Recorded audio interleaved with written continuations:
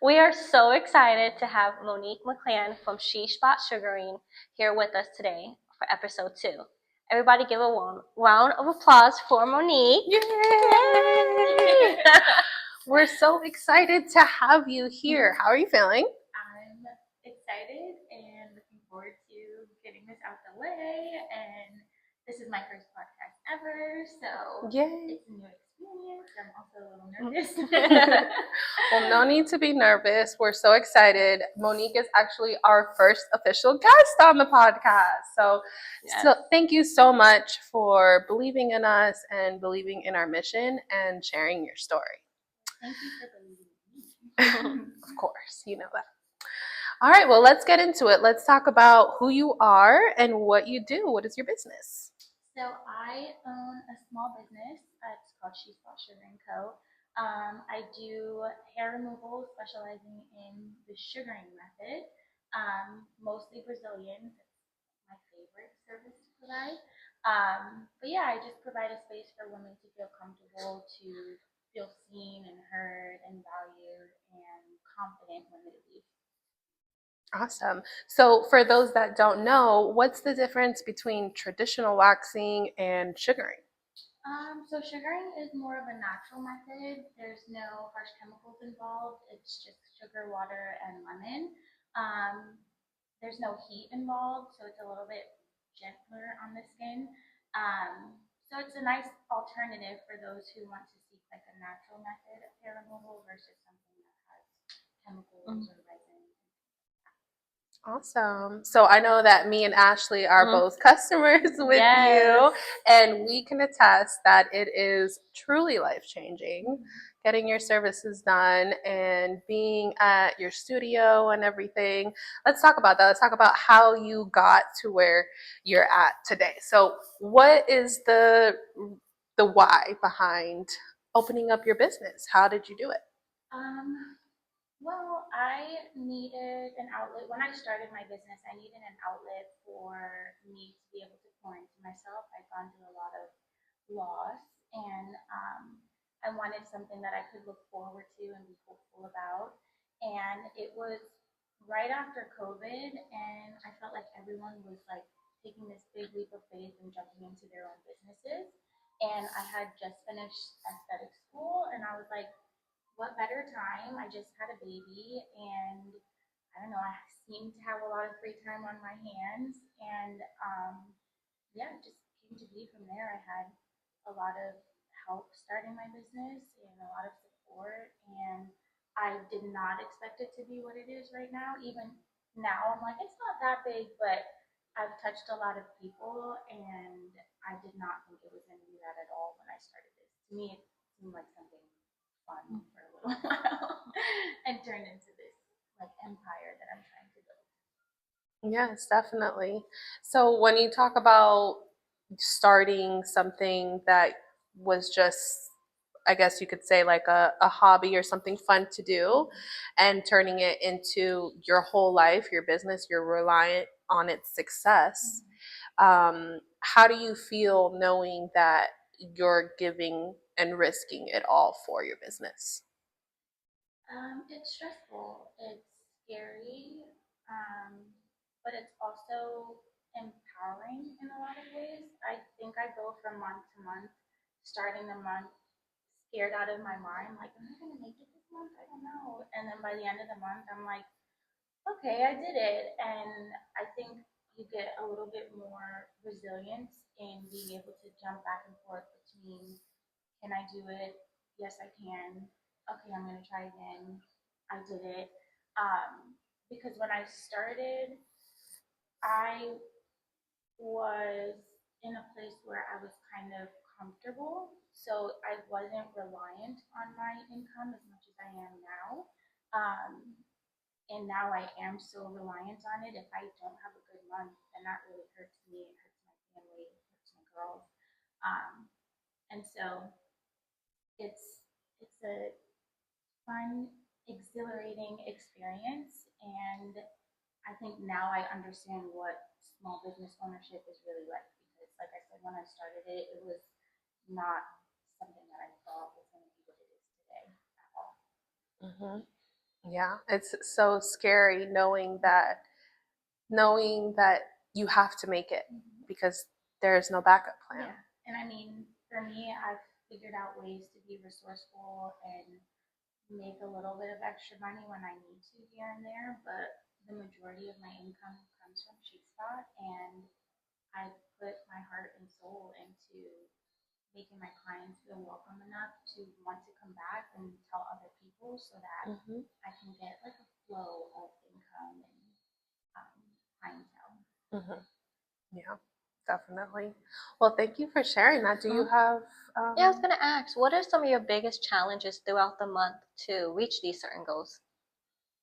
I think it's more me feeling like I have to put myself out there a little bit more.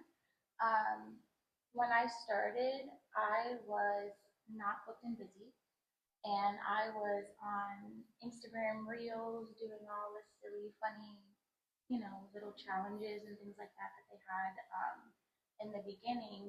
And now that I've gained a really good, like consistent clientele, it seems like I don't have the time to do what I was doing, before. And that's what I feel like brought a lot of people in, like, oh my God, I saw you on Instagram, I want to book with you, blah, blah, blah. And now I don't have as much time to do that, and I get really hard on myself, like, oh, you're not doing enough, you're not working hard enough, you're not applying yourself as much, you're not making the time, that you should.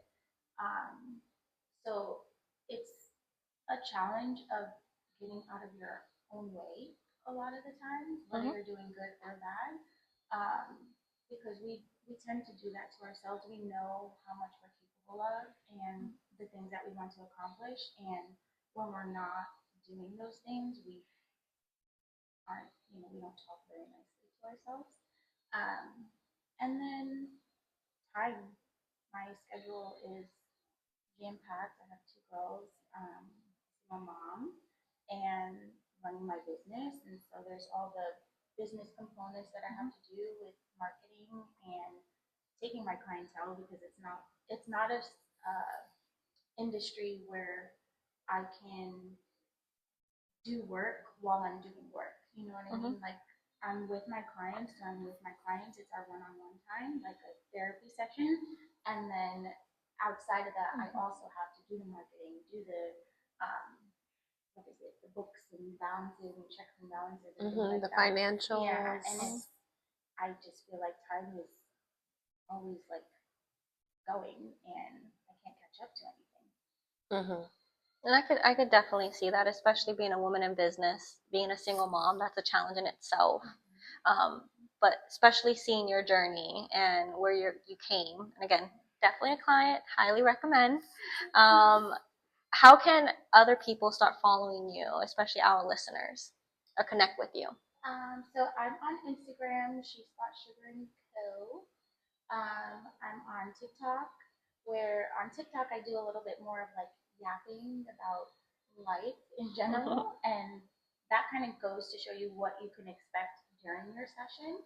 And that's another thing that I really appreciate is when I kind of show the human side of who I am versus, oh, she's a business owner. That's what draws people in. So you can follow me on TikTok. I'm on Facebook. You can follow my personal page. Yeah, I'm everywhere at She's Got Sugar and Co. And I'm gonna say my last question is, what does success look for you? I feel like for a long time, success was being financially stable, like acquiring a certain level of income. Um, but now, and not that I'm at that level yet, but I think success would be kind of going through life seamlessly, where I'm not constantly worried about the next thing or in like this fight or flight mode. Just getting out of that and being content in a way with the flow of life and happy and comfortable, and having the time to spend with my girls and not feeling like everything is like on a running clock. Understood. I recently saw this reel that was like, it was a mom, and she was like, when you realize you don't have to rush. And she's like, she's brushing her teeth, and she's like, and then she's like, okay, hold on. And then she's like washing her face, and she's doing it so fast. And then she's like running in the kitchen, like trying to cook. And she's like, okay, like enjoy the time, enjoy the present, because you don't get that time back. And a lot of us were like in such a rush all the time. I feel that with my everyday life. I mean, I'm raising 4 kids, I'm married, I'm starting my business, I'm in school, and it's like everything is always, my head is just like, and I think for me, I could relate to that, because success would be like just being at peace and like just having comfort knowing I'm doing what I love. I get to be home with my kids. I get to be stable, and that's a piece that nobody can buy. And numbers, no matter how high they can't.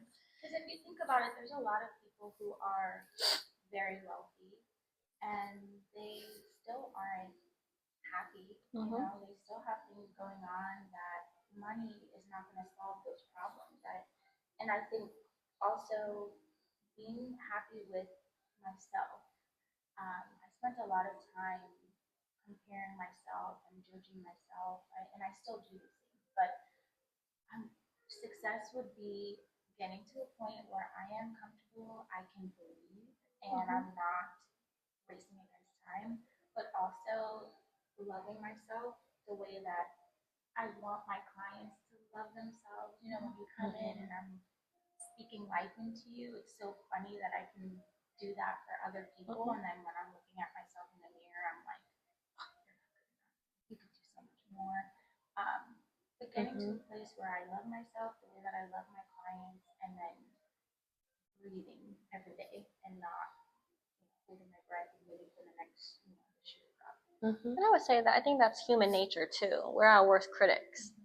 Even though, I was talking to one of my other friends recently on this, some people don't even have a bed, for example.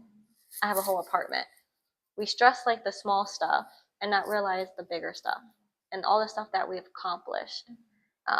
We got to give ourselves grace, especially as women, especially women in business, mothers, trying to make a difference in people's lives. And I will tell you, if I'm speaking from experience, you have. With myself, I can't speak for Judith, but Judith is nodding her head, so I'm going to agree with her. Yeah, you know, when I it's funny because I text you and I'm like, I'm ready for my therapy, like, because because it hurts so much, and I can't. I want to talk about that too, like how people experience what you do differently, and the different like reactions that you get. But I know, like, you're totally laughing and funny and happy. I am, and I'm like giggling. Yeah. I am laughing. Mind you, this is not a bad pain. It's obviously it's waxing, like you're getting a Brazilian. But I just start cracking up. And here I am. I'm covered in tattoos, and I don't flinch when I get tattoos. But when I'm on your bed, I'm like, it's my pain therapy, and I need it because it's. And so let's kind of like go back, because one of the questions that I have was, did you ever imagine you taking on roles that existed beyond your service, like the therapist or the friend or the safe space? Because I know when people get on that table, they're telling you their life story. They're telling you, what happened that day, or what they're going through, or like, I don't know if, from what I've heard, like people can even get teary-eyed talking to you and venting to you. They trust in you and confide in you, not only as their service provider, but as a friend. And so, did you ever expect for you to develop that level of intimacy with your clients? No. Yes and no, I guess. Like I said, when I started, it was kind of just an outlet for me, something that I could pour my heart into. And I had been sugaring before. But where I was sugaring, it was very like time-based, you get your clients in, you get your clients out, and then we keep moving on.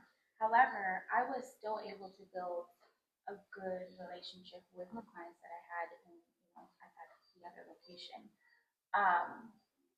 So when I started She Spot, I didn't know how much I was going to make my services last for. Everyone has a service duration, and some people will book a 20-minute slot for clients, 15 minutes, whatever. Me, I had just started and I was doing it by myself, and I was nervous and I didn't think I was going to be able to accomplish much. So I booked myself out for hour sessions. And what I found in those hours was that it gave me the opportunity to kind of take my time with my clients and not make them feel rushed, but also not rush myself and be so anxious about, okay, I gotta get this done and over with, because I can talk.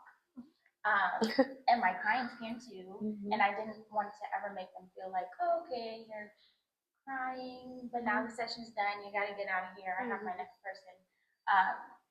But with me booking my time out for an hour at a time, I had more and more people who were coming in after a hard day, or they're having a rough breakup, or they had a rough time with their newborn, or they just had a baby, or they're going on a self-healing journey, or they're starting a new career, whatever the case may be.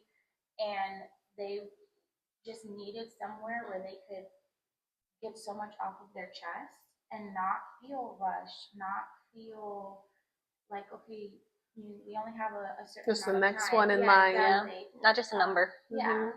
And from there, I was like, wow, people really like talking to me, and people really like sharing things with me. And it means so much to be a space for women to confide in me and know, like, I can tell her anything and there's no judgment. Your secret's safe with me. Like, I'm really your biggest cheerleader, your best friend. Even if we don't ever see each other again after that session, I've had people who've come to me once and poured their heart and soul out to me, and I've never seen them again for whatever reason. But just knowing, like, when you come into my room, this is a safe space. You can let whatever you need to let out, and it stays here. When you're done, you can walk out and feel refreshed, renewed. And what a blessing it is to be that person for somebody, that just the person that you needed that day. You don't know what anyone is going through. You don't know what they have on their chest, what they're experiencing, and it's such a blessing for you to be that person for them to let go and feel safe and know, okay, I feel good now. I let it go. I got it off my chest. I love that. I had one more question. This was actually Jasenya's question. Jasenya is our developmental director. She couldn't be here today, but we love you. Yeah. She wants to know, at what point or what moment did you know that risking it all for your business was going to be worth it? I don't think I feel that way yet. I'm still in the process of accepting that I'm risking it all for my business. Because right now, to me, it's a paycheck. Like, I'm almost living paycheck to paycheck, essentially, the same way most people are. But I'm not willing to give up on my dream. Um, and also just the freedom that I have in catering my schedule around my lifestyle with my kids, and not having to worry about who's going to pick them up from school, and all of these things, because I have to be somewhere else. So I don't know that I'm fully in a place where I'm accepting of the fact that I'm risking so much. But it's my job, the same way I see it as someone else has a job where they go into an office and they're sitting there from 9 to 5. I think for me, once I've accepted that, it'll look like what I say success looks like, and then I can say, okay, it was so worth it for me to invest my time and my skill into doing this. But right now, I'm still scared that I'm risking, and it's not going to pay off in the end. Mm-hmm. Mm-hmm. I think like the biggest lesson for all of us, for you, for us, and for our listeners, is to always never stop believing in yourself. Never stop believing in yourself. Never stop believing in your mission. And just No, pause it real quick.